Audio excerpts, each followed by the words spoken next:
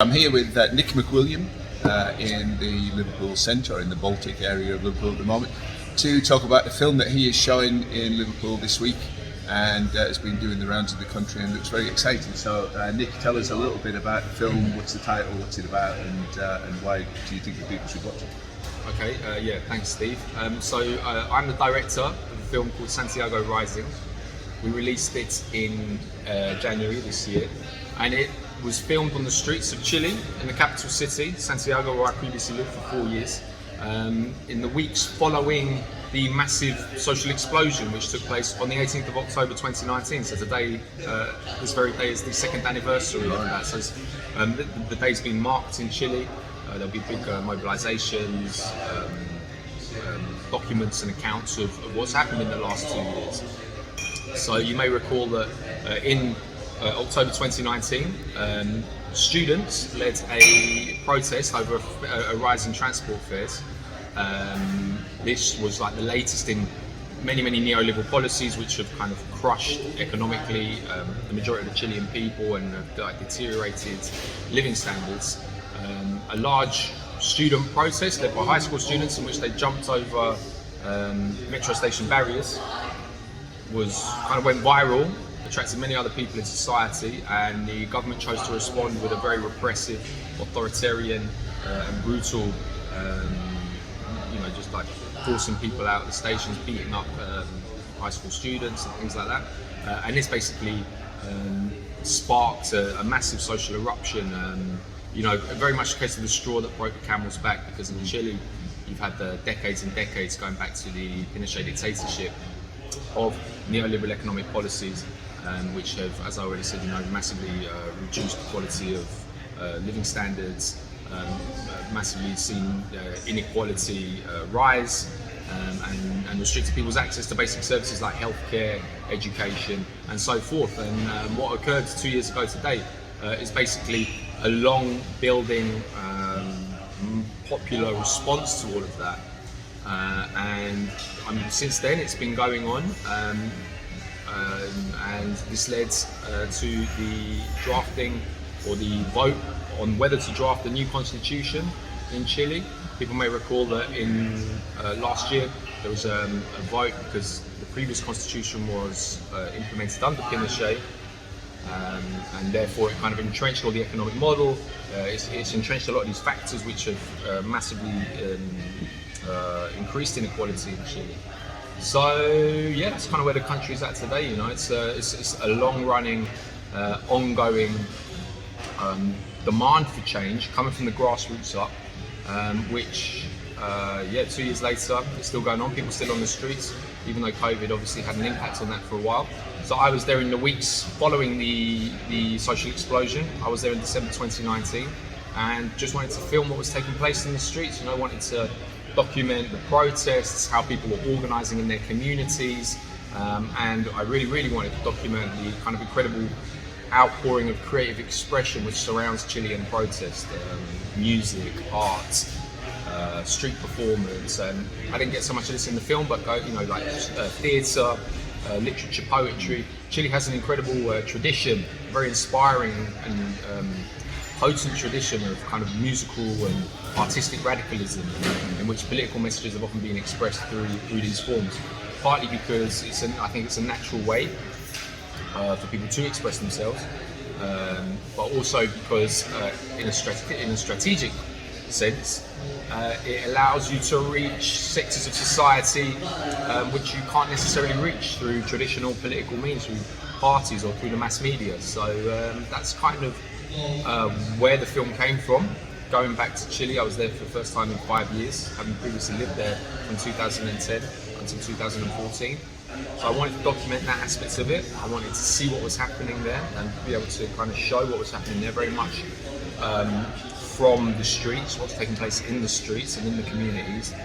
And also, I think it's really important to document the terrible repression which existed in Chile when I lived there, under the same president, Sebastián Piñera, and which since these protests began in October 2019, There's been terrible abuses by Chilean police. There's been several deaths, more than 300 people were blinded or partially blinded by police violence, mass arrests, sexual assaults, all committed by the security forces. So, to kind of obviously, that needs to be held to account, it needs to be called out, and people need to be aware of what's happening in Chile. So, a multitude of factors why I chose to make this film, having also done journalism around Latin America for a long time.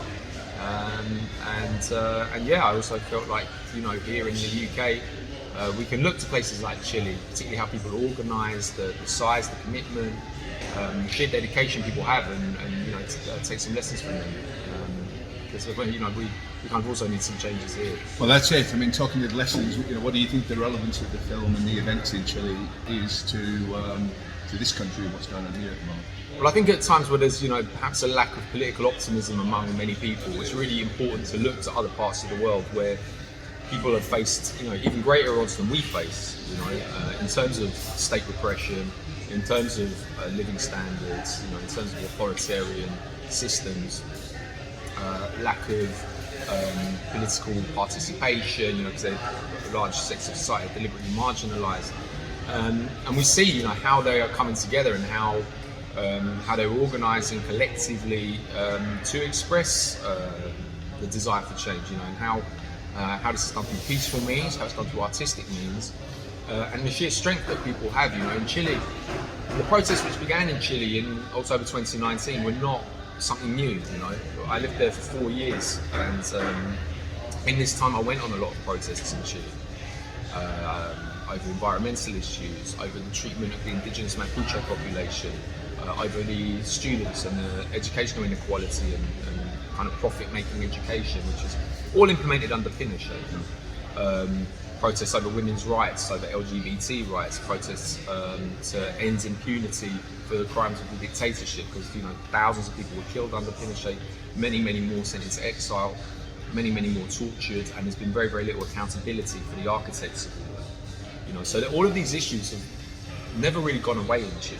They've been continuous. People have kept mobilising, and throughout my time there, I'd go on these protests. I'd see the size of them, the commitment of people, the demand for to be listened to.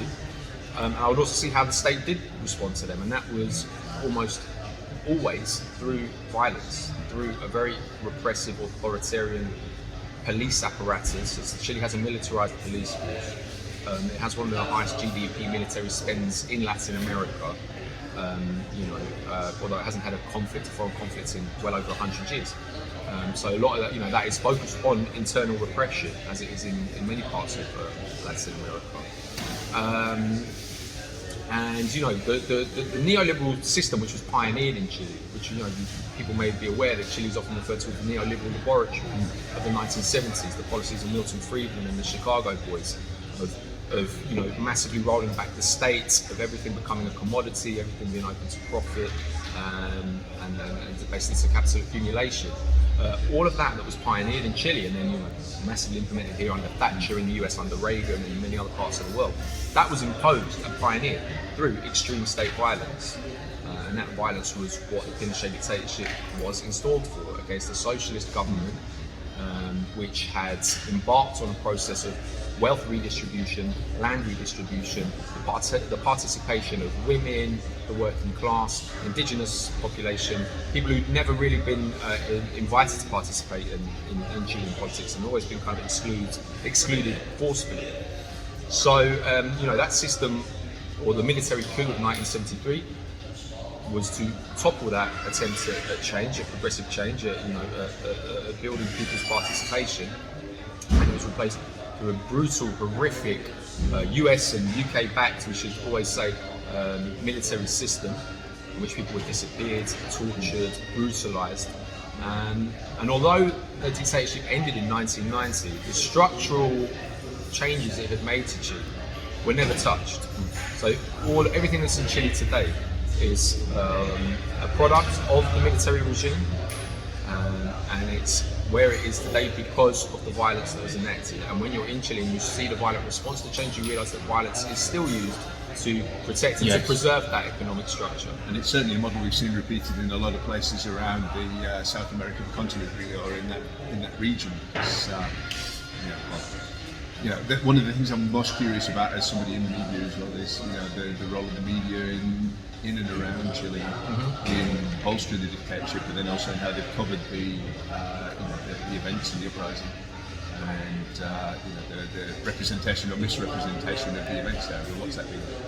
So, well, the media role historically in Chile, it's been captured by the ruling class. So under Allende, Chilean media was very anti-government, very a lot of disinformation and so forth. El Mercurio, which is Chile's oldest newspaper, and I think also its largest newspaper, received funding from the US throughout also when Allende was a candidate running for office, but also during his government. So it was actually actively seeking to destabilise the socialist government. Also during the dictatorship, the media deliberately covered up the crimes of the dictatorship. There's a famous case of 109 political dissidents were murdered in Argentina during the Operation Condor years, when various right-wing dictatorships across Latin America collaborated to target dissidents from all over, and it basically meant Chilean security forces could enter Bolivia or Paraguay or Brazil to take out dissidents, and it was kind of like a web of conspiracy and murder, basically. So the media played an important role in covering up those crimes, saying when deaths occurred that it was the result of infighting between different left-wing factions and so forth. Totally untrue. And going back onto up to the modern day with protests, massive demonisation of protesters, of young people. You go on a march in Chile when I lived there, you get 100,000 people on a march. Big marches, just for education equality, for example. And at the end of the march, you would get clashes. And then that was largely because the police would always start firing tear gas and water cannon, including when marches were peaceful. And then you do get stone throwing, and the media will always focus on the stone throwing to demonise an entire movement. Coming up to the modern day, to the protests of 2019, a similar story: massive demonisation of protests. Amplifying far-right, high-profile political voices, calling them, terrorism or vandalism, focusing very much on that aspect, and completely disregarding the massively disproportionate violence being enacted by the Chilean police. So when you go on the recent protests in Chile, the mainstream media was largely absent. It's a corporate media, it's an elite media. We're familiar with this in many parts of the world. But what you do have, which is really inspiring, which is why it's really good to have people like yourselves, like Swartbox and the grassroots media. Chile has a fantastic, very, very organised grassroots media, and that's one of the aspects I wanted to cover in the film. And it was them who were getting the truth out about what was happening. Instagram accounts in Chile, that someone posts a video, you have people put like Radio Via Francia, Primera Línea Prensa, which means frontline press. And these are basically grassroots activists who are on protests and often just filming on mobile phones. But they're putting it on Instagram and on Twitter, and within a few hours they've got tens of thousands of views. So that grassroots media is fundamental and is massively supported, and people really recognise its importance, because that is where you're going to find the truth about what's taking place. So yes. So that was definitely an aspect that I wanted to document, and that also goes back to the dictatorship. There's a lot of photographers out on the streets of Chilean cities and elsewhere during the years of Pinochet, and they were at great risk to themselves, filming and taking photographs of what was taking place on the streets, and all of that has contributed to our understanding today of what Pinochet did to Chile. So what do you think the future is for the country then? Is it going to succeed? Is it going to be? Well, I think this is the beginning of a long historical process in Chile. My film documents what took place in the streets in the weeks following the social explosion, which is what they call it there. They had this vote, which on a new constitution. The new constitution is going to be drafted next year, and the vote went quite well from a progressive sense, in that the representatives of kind of citizen representatives who've been chosen are largely from independent or progressive movements. There's just over 50% participation of women in drafting the new constitution. For the first time, indigenous people are taking part in drafting the new constitution. The president is an indigenous woman, a Mapuche woman. There's strong LGBT participation. So these are all really new things. Obviously, though, there's going to be a massive pushback against that. There's a lot of people here very wealthy out of Chile. We've seen how foreign meddling takes place in Latin America, in every country. You know, every country that has chosen a path away from the Washington Consensus has then been subject to destabilization. And we see that as much today as we saw it in the 1960s and 1970s. So I think it's the very beginning, not the very beginning, but it's, you know, it's an early stage in a long historical process. Even building a new or drafting and enacting a new constitution, which does have progressive policies at its core. That's, you know, that provides a foundation to then start building something on top. You know, I think it's always important to look at something like that. If you elect a progressive government, or if you know, in Chile's case, enact a new constitution, that is not the end game. Yeah. That's the beginning, and that's your building block, and it's on top of that you then have to work to construct it. But there will be massive pushback. You know, Chile has it's rich in natural resources: copper, nitrates, timber, agriculture. You know, and these won't just be. These obviously today go into private pockets generally. The profits are, you know, are privately accumulated. We know from experience that any attempts to redistribute that for the benefit of people will encounter massive opposition, particularly from international capital and particularly the North American government and so forth. So. Yeah, you know, I mean, it's definitely a crossroads for the country. I mean, it is very inspiring what's happening, you know, and it's incredible to see so many people kind of coming together in this demand for change. You know, what the long-term prognosis is, yeah, I don't know. It's some of that in this country. Yeah, exactly. So in practical terms, then, I mean, when and where is the film going to be shown? So we're showing it at Fact Cinema here in Liverpool on this Wednesday. It's actually, I think, almost sold out, which is great, but obviously people want to watch it and bring it out. There might be a few tickets left, so definitely do check it out. What do they cost? About £8? Right. Yes, £8. £10 if you want to give a solidarity support to the film. It's completely self-financed and yeah, it's a completely independent, well, it's on Alvarado Films, which is also an independent production company. So that is at Fact this Wednesday. We're showing it in London at Rich Mix on Saturday the 6th of November. And we'll also be organising several online screenings and more physical screenings, which are just getting, we're in the process of confirming. So if people want to keep an eye out for a showing, then where should they look? They can follow it on SantiagoRisingFilm.com. But also on Twitter, on Facebook, Santiago Rising, but that's STGO Rising. Do follow and do let people know. The most important thing about films like this, which we don't have a big marketing, well, I am the marketing, basically social media, so a lot of us are familiar with. Making the film is one thing, but then doing all the promo and stuff is like another job.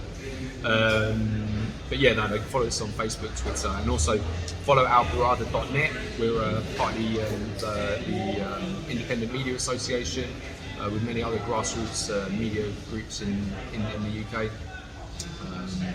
Where at Alvarado we aim to kind of publicise and debate issues in Latin America that don't necessarily get coverage in the mainstream media. So that's kind of why Alvarado exists, and its sister company or organisation Alvarado Films.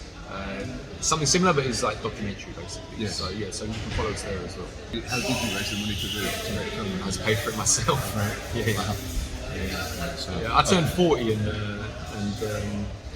my present for myself was to go see my old mates in Chile, and so nicked out the pocket, get yourselves down to see the film wherever it's going to be, and make sure that you support it. Thank you very much. Thank you.